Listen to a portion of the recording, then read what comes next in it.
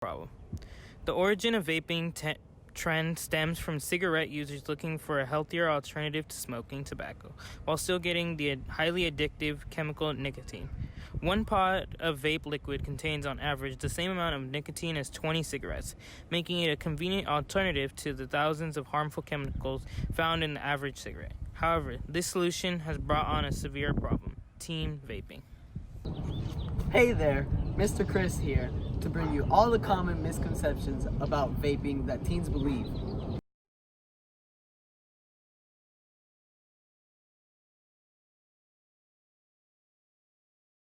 Many teens believe that vaping is not addictive, but they're wrong. Vaping actually includes many similar chemicals to cigarettes, including nicotine. Oh yeah! Dude, I need it back. I need it so badly, bro. Bro, it's just been 10 freaking seconds! What the?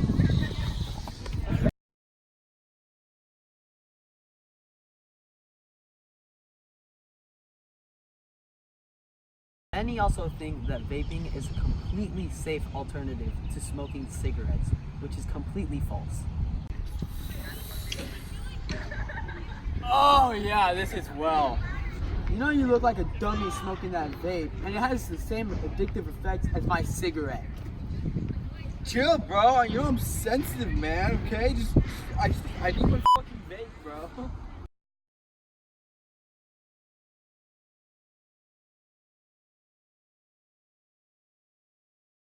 And this all leads to a larger misconception that vaping is not harmful or dangerous.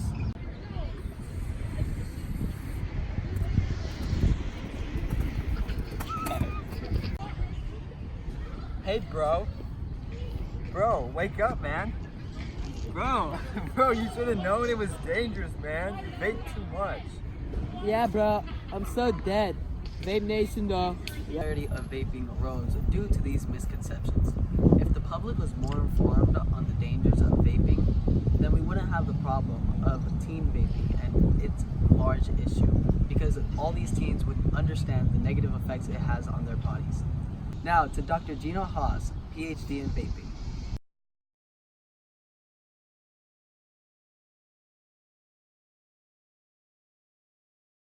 Thank you, Mr. Chris.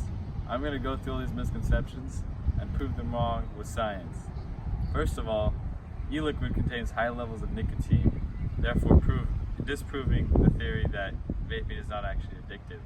Second of all, when people say that vaping is not actually bad for your health, that's completely false. Because constant exposure to e-liquid, vapor, has been shown to damage DNA in the lungs, heart, and bladder. And this damage can cause mutations that cause diseases such as cancer. Second of all, according to studies done by Yale, the nicotine in e-liquid messes with hormones that control impulse and attention, making you more impulsive and have less control over your attention. And in teens, this is magnified because their hormones are already out of whack. So nicotine makes their mood and attention, their control over mood and attention severely decrease. First of all, studies have shown that even relatively low levels of chronic exposure to e-cigarette vapor can cause an increase in arterial stiffness and a decrease in vascular reactivity. This means that the chemicals found in vape products can decrease the blood vessels' ability to expand to allow more blood flow when needed, which has a variety of effects of different parts of the body. This is called vasoconstriction, and it can have a lot of different effects because blood vessels play different roles in different parts of your body. For example, the decreased ability for blood vessels to expand to allow more blood flow can have detrimental effects as far as erectile dysfunction goes. The chemicals such as nicotine found in vape products already mess with the ability of the hormones that correlate to sexual arousal to be transmitted. And this, combined with other effects of the chemicals in vape, such as those that lead to a higher rate of erectile dysfunction, can make the personal lives of vape users miserable. Hey, Doc. Oh, what seems to be the problem today? I hurt my hand. Well, how did this happen? I couldn't perform with my girlfriend, so I punched a wall. Oh, well, do you vape? Hell yeah, brother. Vape Nation. Oh my gosh. Well, vaping severely reduces aspects of sexual performance, a fact that is not very well known amongst vapers, along with many other negative effects. That's why you should not vape. You're right. I should stop vaping. Overall, these misconceptions of vaping are the reasons why people feel so free to take up the bad habit without thinking of any of the negative health effects that the chemicals in vape can cause. Additionally, if the public is informed about all these negative health effects, then the alarming rate of teens that are taking up this bad habit will likely drop.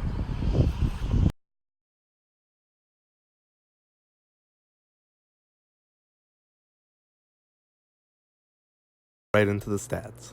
Here we have a bar graph of a survey conducted on high school students. It is apparent that approximately half of the high school students knew that nicotine was in vape pods. Therefore, we conclude that the other half do not know that nicotine is in vape pods, and this is very alarming. Furthermore, it can be seen that only a quarter of high school students know that vape pods contain heavy metals and VOCs, otherwise known as volatile organic compounds. Both of these lead to severe health effects in the long term. Now here we have another bar graph taken also on high school students pertaining to how well they feel they are informed by their school on what vaping is and what health effects it entails. An overwhelming majority of about 82% believe that their school has insufficiently informed them about vaping, which we believe to be the strongest course of action against teen vaping. This data shown on the screen from the Truth Initiative shows a severe increase in e-cigarette use among high schoolers and even middle schoolers. There's a drastic increase from 1.5% to 11.7% of high school students that vape over a 6-year period. This can be attributed to increased marketing from e-cigarette companies towards younger audiences with more enticing flavors and packaging. Here we have a pie chart comparing how addictive e-cigarettes are to regular cigarettes. It shows that 2/3 believe that they are less addictive than regular cigarettes. In fact, they can be just as or more addictive with its ease of access, plentiful flavors, and it being more acceptable than cigarettes in our society. Overall, we can see that there is an overwhelming amount of people that are misinformed or lack the knowledge of what vapes are and what they do to the human body and mind.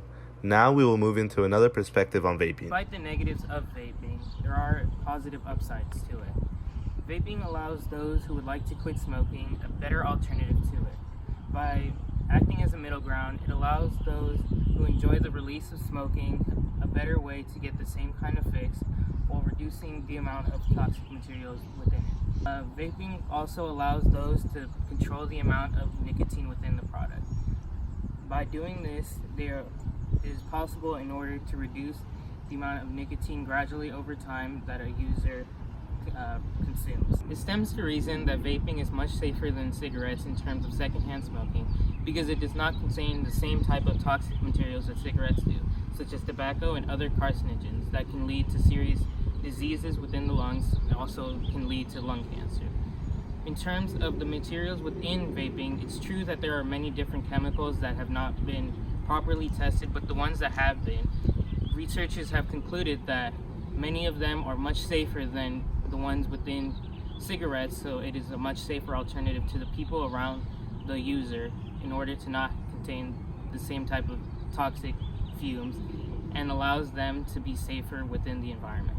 Here we have the transcript of an interview with a person that vapes who formerly smoked cigarettes. Prior to her daughter introducing the concept of vaping to her, she had not considered it as an option. She believes that it is very effective at removing the need of regular tobacco cigarettes.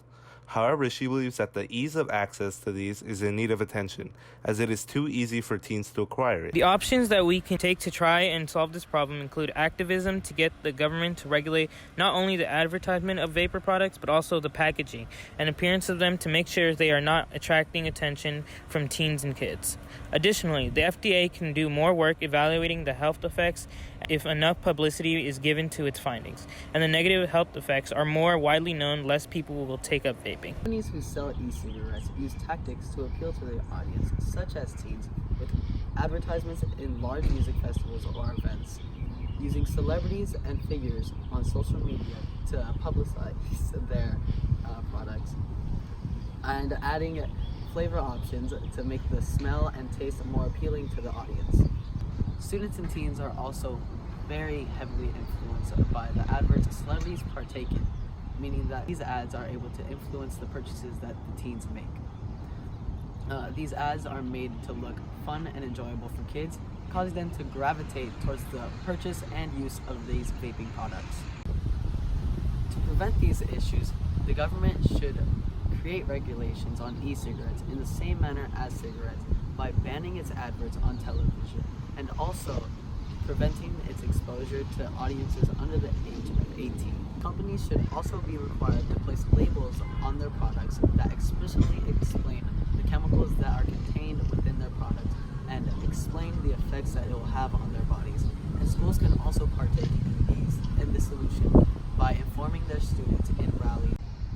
Steps can be made toward a healthier teen population through action by the FDA as well.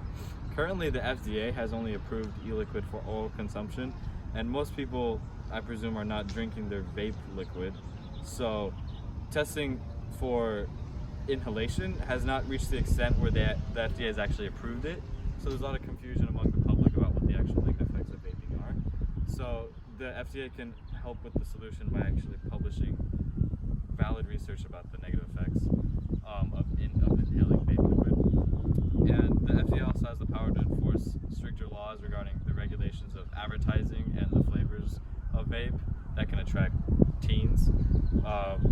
For example, the current head of the FDA has a proposed plan to eliminate all flavors of vape besides menthol, mint, and tobacco, which are flavors commonly found in cigarettes. So the cigarette smokers will have vape that tends to their flavors instead of using fruity flavors to attract people who don't actually smoke. At an adolescent stage, people tend to be more easily influenced through social media apart from school itself. Within social media, there seems to be trends regarding different environmental or social issues that people are passionate about. The same could be done about vaping. People can merely post or share on their Instagram or Snapchat pages about vaping and what issues it can cause. With this, it can be said that people can be influenced by this because they seem to be more drawn to social media, seeing as people tend to be on their phones daily looking at social media posts. And through this, it can be more influential to younger teen age groups and can overall lead to less cases of vaping issues within the younger community.